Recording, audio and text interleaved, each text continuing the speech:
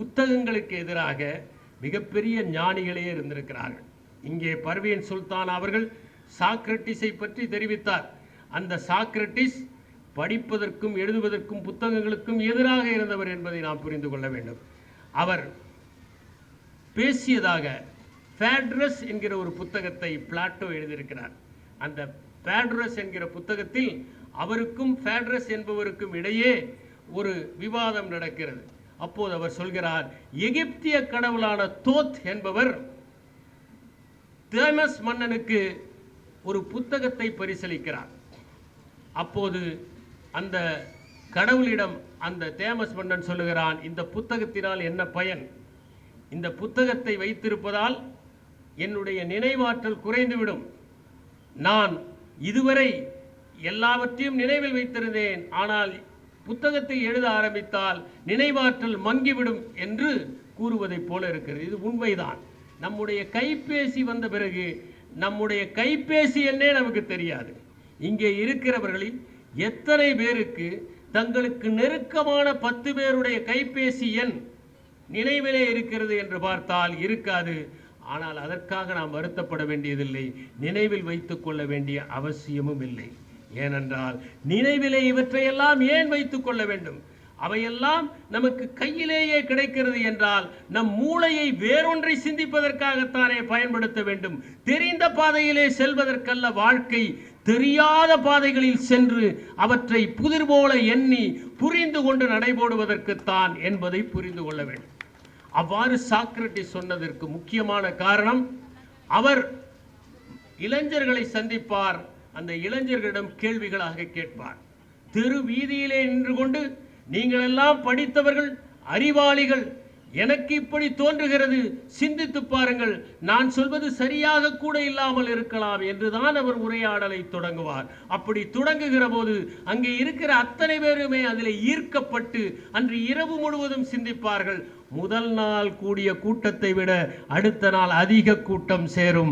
அப்படிப்பட்ட வசீகர சக்தி அந்த விவாதத்தில், உரையாடலில் இருந்தது. அதனால தான் சாக்ரட்டிஸ் சொன்னார், அறிவை பெறுவதற்கு புத்தகங்கள் தேவையில்லை, அறிவை பெறுவதற்கு தேவையானது விவாதங்கள், ஒருவருக்கொருவர் பேசுவது.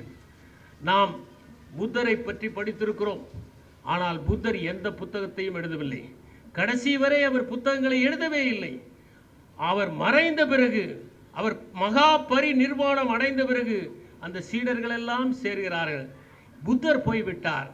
இனி அவருடைய உபதேசங்களை நாம் எப்படி அடுத்த தலைமுறைக்கு எடுத்துச் செல்வது? நாம் எல்லாம் எப்படி பின்பற்றுவது? யாராவது ஒருவர் அந்த உபதேசங்களை எல்லாம் எழுத வேண்டும். யார் எழுதுவது? புத்தரோடு எப்போதுமே இருந்தவர் ஆனந்தர் என்கின்ற அவருடைய ஒன்றுவிட்ட சகோதரர், அவர்தான் எழுத வேண்டும். அவரை அழைத்தார்கள். நிழல் போல புத்தரை பிரியாமல் இருக்கின்ற நீ புத்தருடைய உபதேசங்களை எல்லாம் எழுதலாம், ஆனால் நீ மெய்ஞானம் பெறவில்லை என்றார்கள். ஒரே ஒரு நாள் அமர்ந்து தியானம் செய்து மெய்ஞானம் பெற்று அதற்கு பிறகு அவர் சொன்னவையெல்லாம் தான் தம்ம பதம் என்று உருவாயின என்கின்ற கருத்து உண்டு. ஏன் புத்தர் எழுதவில்லை என்றால், சில கருத்துக்களை சொல்லிவிட்டால் பிறகு அவையே முடிவு என்று நினைத்து அவற்றை நாம் வியாக்கியானம் செய்வதிலேயே சமயத்தை செலவு செய்து, வாதங்கள் செய்து, தர்க்கங்கள் செய்து, எது சரி என்று நமக்கு புரிந்த மாதிரி அவற்றை வளைத்து அவற்றின் உண்மைத்தன்மையை இழந்து விடுவோம் என்பதனால் தான் அவர் எழுதவில்லை. லாவோட்சு தன்னுடைய இடத்தை விட்டு வெளியே போகிற போது வழிமறிக்கப்பட்டு உனக்கு தெரிந்ததையெல்லாம் எழுது என்று அவரை வற்புறுத்தியதன் காரணமாகத்தான் அவர் எழுதினார் டாவோ டீச்சிங் என்கிற அற்புதமான அந்த நூலை. ஆனால் தொடக்கத்திலேயே சொல்கிறார், உண்மை என்பதை விளக்க முடியாது, விளக்க முடிந்தால் அது உண்மை அல்ல. எனவே அவர் சொல்லுகிறார், இந்த புத்தகத்தில் இருப்பதை மட்டுமே நீங்கள் நம்பி விடாதீர்கள். இயேசு கிறிஸ்து தான் வாழ்கிற நாட்களில் எந்த வேத புத்தகத்தையும் எழுதவில்லை. அவருக்கு பின்தான் மார்க், லியூக், மேத்யூ, ஜான் ஆகியோர் அவருடைய உபதேசங்கள் என்று புதிய ஏற்பாட்டை எழுதினார்கள். இப்படி பல ஞானிகள், பல அறிஞர்கள் தாங்கள் வாழ்ந்த காலத்தில் எதையும் எழுதி வைக்காததற்கு காரணம், எழுதி வைத்து விட்டால் அவற்றையே பிடித்துக் கொள்வார்கள். நிலவை காட்டும் விரலையே நிலவென்று நினைத்து விடுவதைப் போல பல நேரங்களில் நாம் சொற்களிலேயே சிக்கிக்கொண்டு அவதிப்படுவோம் என்கிற காரணத்தால் சொற்களை தாண்டி நாம் உண்மையை பார்க்க வேண்டும் என்கிற காரணத்திற்காக அவர்கள் அப்படி செய்தார்.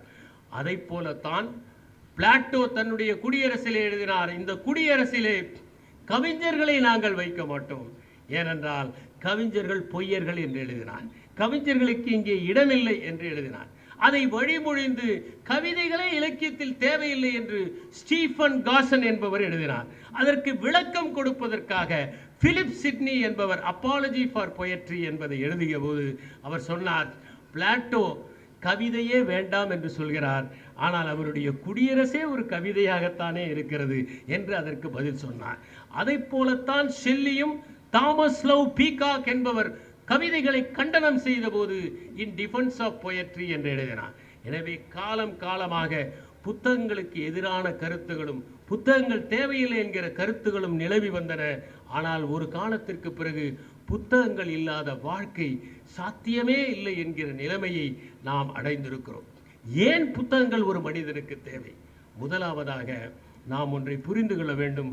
புத்தகங்கள் தான் நமக்கு உண்மையான தோழர்கள். புத்தகங்கள் நம்மை தேநீர் பருக அழைப்பதில்லை. புத்தகங்கள் நம்மிடம் கடன் கேட்பதில்லை. புத்தகங்கள் நம்மிடம் கோபித்துக் கொள்வதில்லை.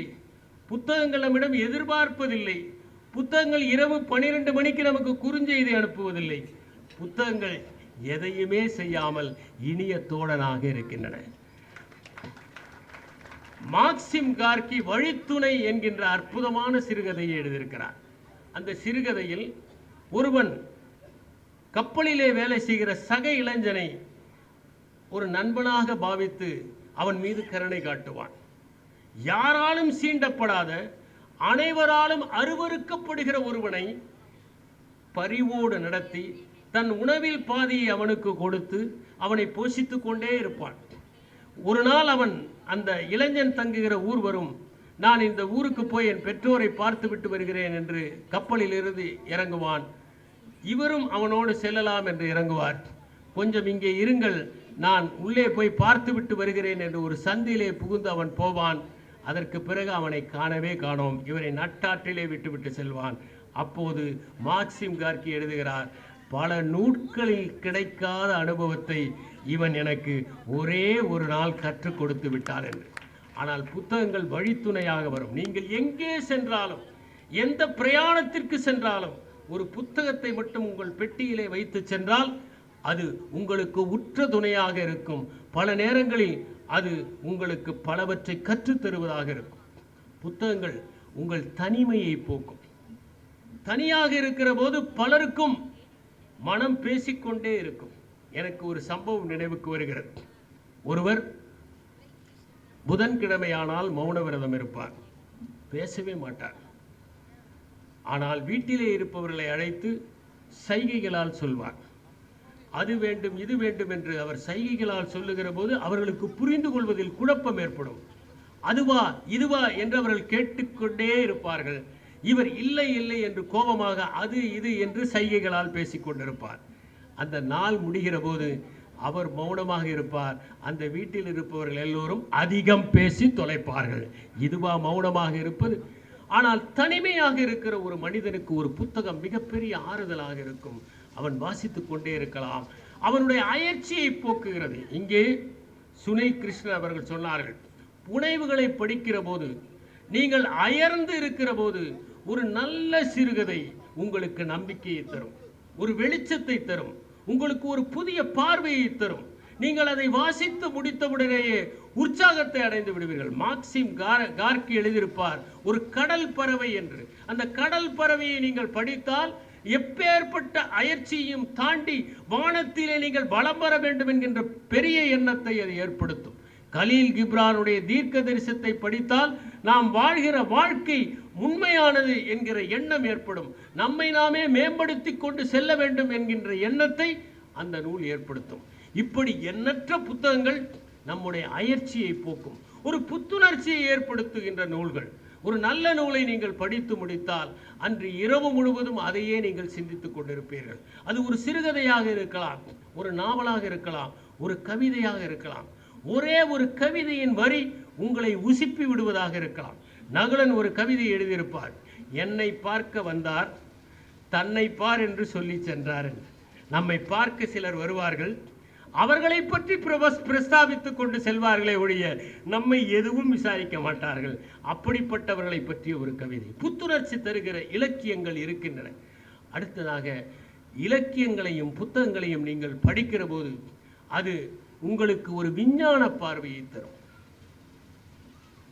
அவர் குறிப்பிட்டதைப் போல, சுனில் கிருஷ்ணன் கூறியதைப் போல, பல கருத்துகள் ஒரு காலத்தில் கற்பனைகளாக ஏற்பட்டன. அவை விஞ்ஞான புதினம் என்று அழைக்கப்பட்டன. ஆனால் அந்த விஞ்ஞான புதினங்கள் நாளடைவில் விஞ்ஞானிகளால் நடைமுறைப்படுத்துவதுண்டு. ஏனென்றால் மனம் என்பது எப்போதுமே சாத்தியக்கூறிலிருந்து சாத்தியமற்றத்திற்கு செல்வதாக இருக்க வேண்டும்.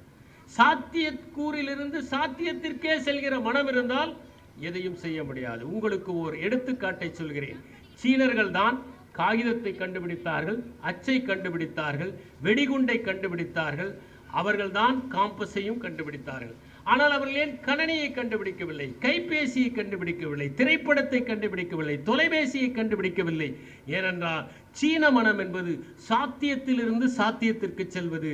ஆனால் இவற்றையெல்லாம் உருவாக்க வேண்டுமென்றால் சாத்தியத்திலிருந்து சாத்தியமில்லாததற்கு செல்ல வேண்டும்.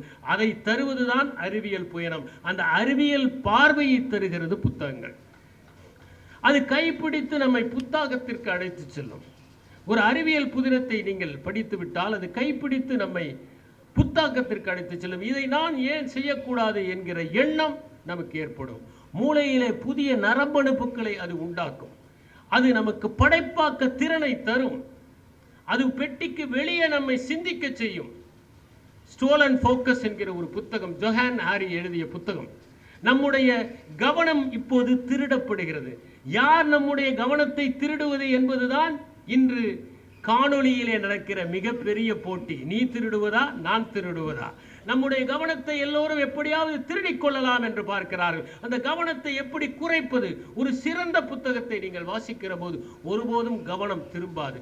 அதனால்தான் அந்த காலத்திலே வாசிக்கிற போது சாப்பிட்டு கொண்டே வாசிக்கின்ற பழக்கம் இருந்தது. நான் பார்த்திருக்கிறேன். தெருவிலே நடந்து போய் கொண்டிருப்பார்கள், அவர்கள் புத்தகத்தை விரித்து வாசித்துக் கொண்டே போவதை நான் பார்த்திருக்கிறேன். சில நேரங்களில் உணவை கூட மறுத்துவிட்டு வாசித்தவர்கள் இருக்கிறார்கள்.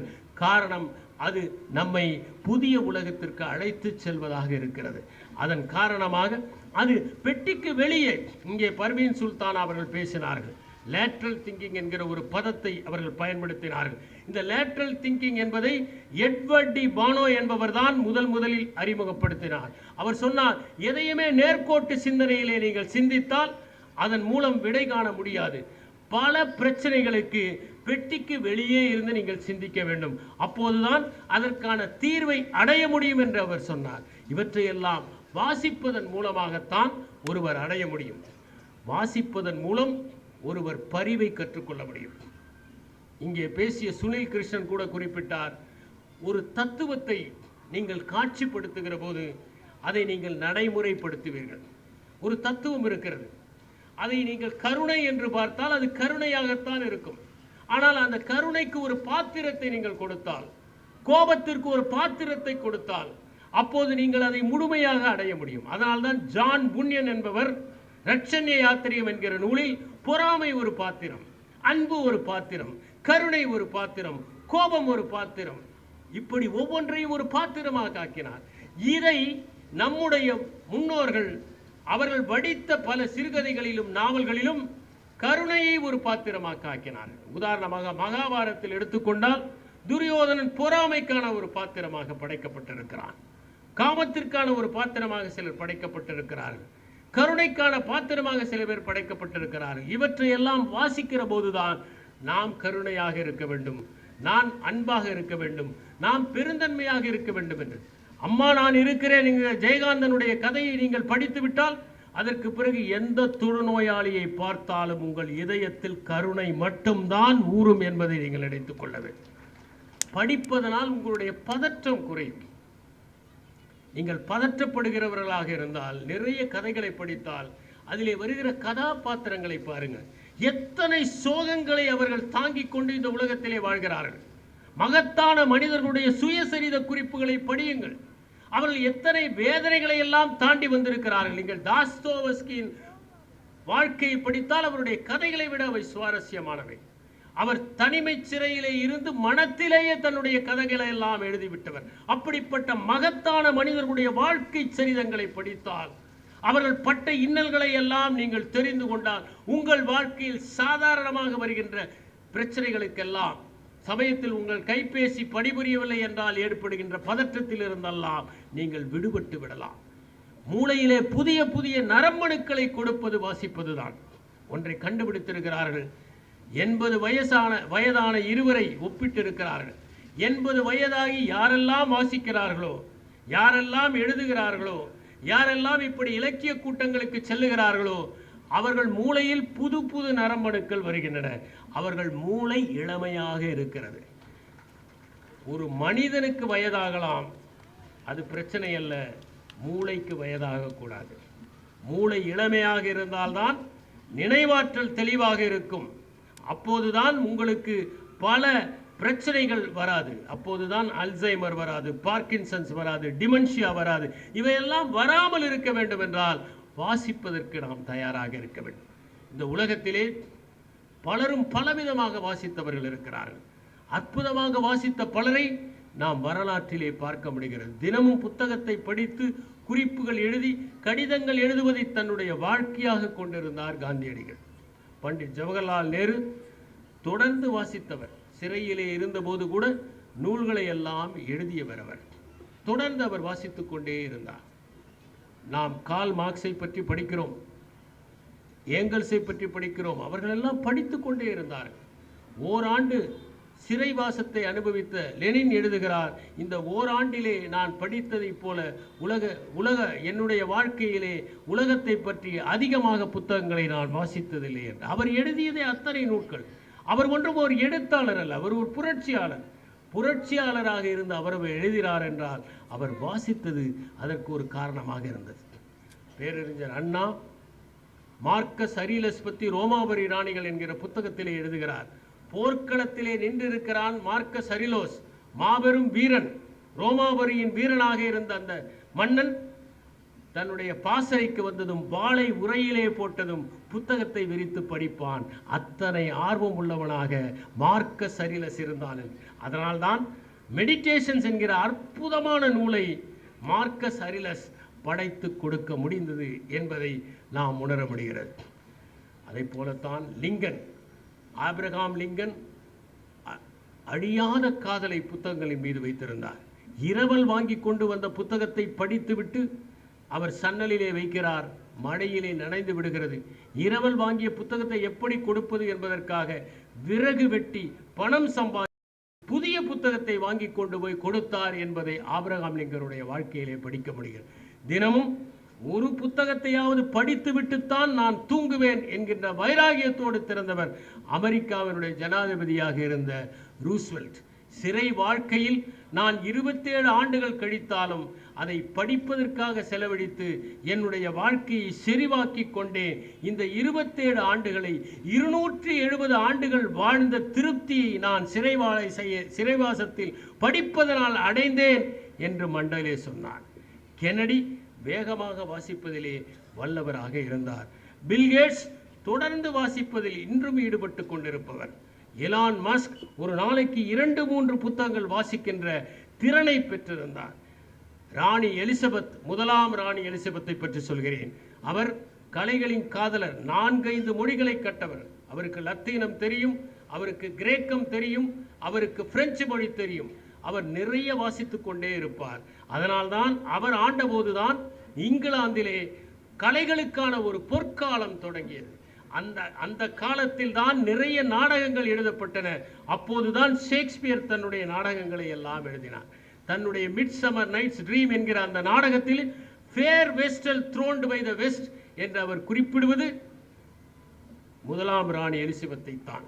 ஃபேரி குவீன் என்கின்ற அந்த அற்புதமான நூலை எட்மண்ட் ஸ்பென்சர் எழுதியதும் முதலாம் ராணி எலிசபெத்தை குறித்துத்தான் என்பதை பார்க்க வேண்டும். மில்டன் பார்வை பறிபோன போதும் மகத்தான காவியங்களை எழுதினார். அவருக்கு கண் தெரியாது, ஆனால் அப்போதுதான் அவர் இழந்த சொர்க்கத்தையும் மீண்ட சொர்க்கத்தையும் எழுதினார் என்ற அவருடைய வாழ்க்கை வரலாற்றை எழுதுகிற அந்த டாக்டர் ஜான்சன் அவர்கள் குறிப்பிடுகிறார்.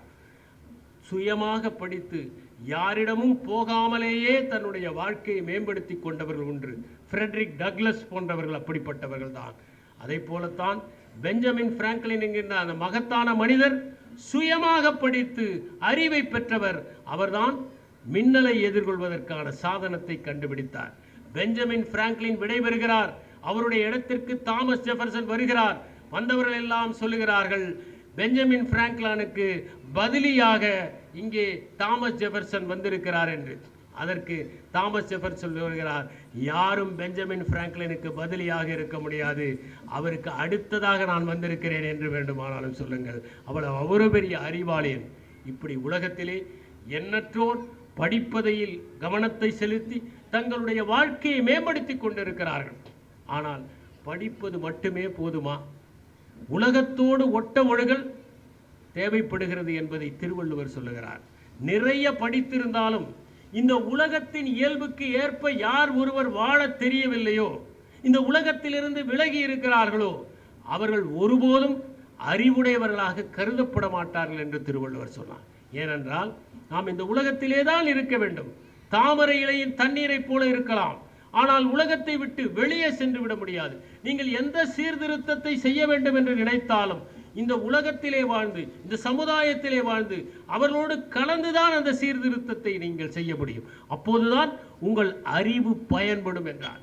அதே வள்ளுவர் தான் சொன்னார், மிகச்சிறந்த அறிவு என்பது என்ன என்றால், நூலோர் தொகுத்தவற்றில் எல்லாம் தலையானது என்றால், பல உயிர்களுக்கும் நீங்கள் அன்பை செலுத்துவது, பகுத்துண்டு தருவது என்று குறிப்பிட்டார்.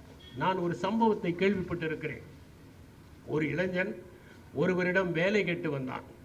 அவர் அவனை அறையிலே உட்கார வைத்து முன்னறையிலே அவனுக்கு சாப்பாடு பரிமாறினார்.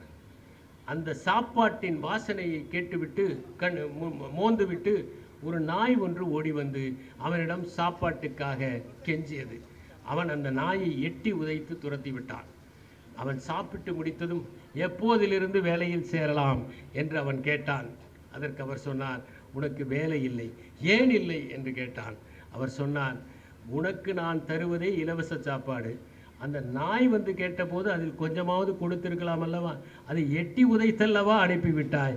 எனவே மனிதாபிமானமில்லாத உனக்கு வேலை கொடுத்தால் நிச்சயமாக நாளைக்கு எனக்கே நீ துரோகம் செய்வாய், சென்று விடு என்று சொன்னார். அதனால் பகுத்துண்டு பல்லுயிர் ஒம்புதல் வேண்டும். சரி, படித்திருக்கிறார். ஜெயகாந்தன் எப்போதுமே சொல்வார், அவர் நிறைய படித்திருக்கிறார் என்றால் சரி சாப்பிட்டு கொண்டே இருந்தால் போதாமா, ஜீரணம் செய்ய வேண்டாமா என்று. படித்து கொண்டே இருந்தால் போதாது, அந்த படிப்பையும் அறிவையும் நீங்கள் பயன்படுத்த வேண்டும். பயன்படுத்தாவிட்டால் என்ன? அதனால் தான் திருவள்ளுவர் சொல்லுகிறார், நிறைய கற்றிருப்பார்கள், ஆனால் ஒரு அவையிலே எளிமையாக எல்லோருக்கும் புரியும்படி சொல்ல முடியவில்லை என்றால் அவர்கள் பெற்ற கல்வியால் என்ன பயன்? அது வாசமில்லாத மலர்கள் பூத்து குலுங்குவதைப் போல என்று குறிப்பிடுகிறார். திருவள்ளுவர் இன்னொன்றையும் சொல்லுகிறார், நீங்கள் எவ்வளவு வேண்டுமானாலும் கற்றிருக்கலாம், ஆனால் இறுதியில் உங்களிடம் இருக்கிற உண்மை அறிவு தான் முக்கியம். உங்களுக்குள் ஒரு உண்மை அறிவு ஒளிர்ந்து கொண்டிருக்கிறதே. அதனால்தான் வள்ளலார் குறிப்பிட்டார், அன்பெனும் அணுவுள் அமைந்த பேரொளியே என்று சொன்னார். அந்த அன்பில் தான் அந்த ஒளி இருக்கிறது. எனவே நீங்கள் எவ்வளவு படித்திருந்தாலும் உங்களுக்கான சுய புத்தி இருக்க வேண்டும், சுய சிந்தனை வேண்டும், சுய ஆய்வு வேண்டும் என்று திருவள்ளுவர் தெளிவுபடுத்துகிறார். எனக்கு ஒரு சம்பவம் நினைவுக்கு வருகிறது. ஒரு பணக்கார பெண் கடைவீதிக்கு சென்றார். ஏற்கனவே தயாரிக்கப்பட்ட ஒரு உணவை ஒரு டின்னிலே வாங்கி கொண்டு வந்தார். அவருடைய வேலையாலும் கூட வந்தான். அவர் அந்த டின்னை எப்படி திறப்பது என்பதற்காக கொடுத்தப்பட்ட அந்த அறிவுரைகளை எல்லாம் அவர் படித்து கொண்டிருந்தார். அதற்குள் அவன் ஏதோ செய்தான், அதை திறந்து விட்டான். அவன் படித்ததே இல்லை. அவன் திறந்ததும் அந்த பெண்மணி கேட்டார், எப்படி நீ அதற்குள் திறந்தாய்? நான் இவற்றையெல்லாம் படித்து பிடிப்பதற்குள் நீ திறந்து விட்டாயே என்று. அதுக்கு அவன் சொன்னான், நாங்கள் படிக்காதவர்கள் மூளையைத்தானே பயன்படுத்த வேண்டும், உங்களைப் போல அல்ல என்று. சில நேரங்களில் நம் உண்மை அறிவு என்பது முக்கியம் என்பதை உணர வேண்டும். படித்தால் மட்டும் போதாது, அனாலிசிஸ் வேண்டும், சிந்தசிஸ் வேண்டும். இரண்டையும் பொருத்தி பார்க்கிற தன்மை வேண்டும். ஒரு சின்ன சம்பவம். ஒரு மாபெரும் அறிஞர், அவர் தன்னுடைய காலணியை பழுது பார்ப்பதற்காக ஒருவர் செருப்பு தொழிலாளியிடம் சென்றார். அவரிடம் அதை விட்டார். உடனே கேட்டார், எவ்வளவு நேரம் ஆகும்? நிறைய நேரம் ஆகும். சரி, நான் ஒரு இடத்திற்கு செல்ல வேண்டுமே, 1 மணி நேரத்திற்குள் நீ கொடுக்க முடியுமா? கொடுக்க முடியாது, இதில் அதிக வேலை இருக்கிறது, 4 மணி நேரம் ஆகும். அப்போது நான் எப்படி வெறுங்காலுடன் செல்வது? இந்த செருப்பை போட்டுக்கொள்ளுங்கள் என்று இன்னொரு செருப்பை கொடுத்தார். வேறொருவர் செருப்பை நான் எப்படி அணிவது? வேறொருவர் கருத்துக்களை அல்லவா இங்கே நீங்கள் தூக்கி கொண்டு அலைகிறீர்கள், தலையிலே ஏற்றிக் கொள்கிறீர்கள், காலிலே போட்டால் என்ன தப்பு என்று அந்த செருப்பு தொழிலாளி சொன்னார். எனவே உண்மை அறிவு மிகுவது என்பது முக்கியம். எப்போதுமே படித்துக்கொண்டு புத்தகங்களை மட்டுமே சார்ந்திருக்கிறவர்கள் நடைமுறை வாழ்க்கையை அறிய மாட்டார்கள். அவர்களை கொண்டு போய் ஒரு புது நகரத்தில் விட்டால் யாரிடமாவது விசாரித்து செல்ல மாட்டார்கள். அவர்களுக்கு அதற்கான அச்சம் ஏற்படும். அவர்களால் அதை உடனடியாக நடைமுறைப்படுத்த முடியாது. முன்பின் அறியாதவர்களை சந்தித்தால் புன்னகையோடு பேச மாட்டார்கள், பழக மாட்டார்கள், நடுங்குவார்கள், சில நேரங்களில் அவர்கள் சுருங்குவார்கள். அவர்கள் குறுகிய மனப்பான்மை கொண்டவர்களாக இருப்பார்கள். தற்குறிகளாக இருப்பதற்கான வாய்ப்புகள் அதிகம். அவர்கள் எல்லாவற்றையுமே எளிமைப்படுத்த நினைப்பார்கள். தகவல் தொடர்பிலே எப்போதுமே அவர்களுக்கு தடுமாற்றம் ஏற்படுவதற்கான வாய்ப்புகள் இருக்கின்றன. வெறுமனே படித்து கொண்டு சிந்தனை செய்யாமல் இருக்கிற மனிதர்கள் இந்த உலகத்தோடு தொடர்பு வைத்துக் கொள்வதற்கு விருப்பம் இல்லாமல் இருப்பார்கள். அதனால்தான் ஜே கிருஷ்ணமூர்த்தி சொன்னார், நீ படித்தது எல்லாம் இறந்த காலத்தை சார்ந்தது, உன் அறிவு என்பது இறந்த காலம். நாலேஜ் இஸ் பாஸ்ட் என்று சொன்னார், இன்டெலிஜென்ஸ் இஸ் பிரசன்ட் என்று சொன்னார். இந்த நொடியில் இங்கே யாரெல்லாம் இருக்கிறீர்களோ நீங்கள் எல்லாம் நுண்ணறிவோடு இருக்கிறீர்கள். நேற்றைய சிந்தனையோடு இருந்தால் நீங்கள் அறிவோடு இருக்கிறீர்கள், நுண்ணறிவோடு இல்லை. அதனால்தான் அவர் சொன்னார், எப்போதுமே நீங்கள் இந்த நிகழ்காலத்தில் இருப்பதற்கு பழகிக் கொள்ளுங்கள். இந்த நிகழ்காலத்தில் இருந்தால்தான் நீங்கள் நுண்ணறிவோடு இருக்கிறீர்கள். எனவே படித்தது என்பது இறந்த காலத்தை சேர்ந்தது, சிந்திப்பது என்பது நிகழ்காலத்தை சேர்ந்தது. படித்ததை வைத்துக்கொண்டு சிந்திக்கிற போதுதான் ஒருவன் நிகழ்காலத்தில் இருக்கிறான், நுண்ணறிவிலே இருக்கிறான். ஒருவர் மேடையிலே முழங்கினார், யாரையும் மேற்கோள் காட்டுகிறவன் முட்டாள் என்று சியாங்கோ பியாங்கோ கூறியிருக்கிறார் என்று. இவர் சொல்வதே மேற்கோள், இவரே சியாங்கா பாங்காவை மேற்கோள் காட்டுகிறார். அப்படி சில பேர் எப்போதுமே அடுத்தவர்கள் தோள்களிலேயே சாய்ந்து கொண்டிருப்பார்கள். அதனால் எந்தவித பயனும் இல்லை என்பதை புரிந்து கொள்ள வேண்டும். நாம் பல நேரங்களில் படிப்பது என்பது தரவுகள். அந்த தரவுகளை மட்டும் வைத்துக்கொண்டு வாழ முடியாது. அந்த தரவுகளை நாம் தகவல்களாக மாற்ற வேண்டும். அந்த தகவல்களை அறிவாக மாற்ற வேண்டும். அந்த அறிவை நாம் செயல்படுத்துகிற போதுதான் அது ஞானமாக ஆகும். வெறும் தகவல்களை வைத்துக்கொண்டு அவற்றை மட்டுமே படித்து நாம் டி.எஸ். எலியட் அவர்கள் கூறியதைப் போல எங்கே அந்த அறிவு தகவல்களால் நிரம்பியது, எங்கே அந்த ஞானம் வெறும் அறிவால் நிரம்பியது என்று கேட்பதைப் போல இருந்து விடாமல் அவற்றை வாழ்க்கையோடு தொடர்பு படுத்த வேண்டும். நீங்கள் எதை படித்தாலும் சரி, ஒரு கவிதையை படித்தாலும் சரி, ஒரு கதையை படித்தாலும் சரி, ஒரு வாழ்க்கை வரலாற்றை படித்தாலும் சரி, நீங்கள் சரித்திரத்தை படிக்கலாம், நீங்கள் உலகப் போரை பற்றி படிக்கலாம், நீங்கள் ஹானிபால் நடத்திய அந்த போர், ரோமாபுரியை எதிர்த்து நடத்திய போர்களை பற்றி படிக்கலாம். அவற்றையெல்லாம் படிக்கிற போது உங்கள் வாழ்க்கையோடு அதை தொடர்பு படுத்தி படியுங்கள். இன்றிருக்கிற உலகத்தோடு தொடர்பு படுத்தி படியுங்கள். அப்போதுதான் அந்த தரவு ஒரு அறிவாக மாறி ஞானமாக மாறும். அது உங்கள் வாழ்க்கையிலே ஏதேனும் மாற்றத்தை ஏற்படுத்துகிறதா என்று சிந்தித்து பாருங்கள். அப்போது அது ஞானமாக மாறும். சில நேரங்களில் கொள்கைகளுக்காக மட்டும் வாழ முடியாது. கொள்கைகளால் மட்டுமே ஒருவன் வாழ்ந்து விட முடியாது. அதை நடைமுறைப்படுத்த வேண்டும். ஒரு தவளை ஒரு ஆந்தையை சந்தித்தது. ஆந்தை என்றால் எப்போதுமே புத்திசாலி. அதனால் ஆந்தையிடம் தவளை சொன்னது, நான் தினமும் நிறைய சிரமப்படுகிறேன், பின்னங்கால்கள் நீளமாக இருக்கின்றன, முன்னங்கால் சின்னதாக இருக்கிறது. ஆந்தை சொன்னது, அனைத்து கால்களையும் ஒரே அளவில் செய்துவிட்டால் உனக்கு பிரச்சனையே இல்லை. எப்படி செய்வது? அதை நான் சொல்ல முடியாது, நான் கொள்கை முடிவுகள் தான் எடுப்பேன், செயல்படுத்துவது என்னுடைய வேலை இல்லை என்று.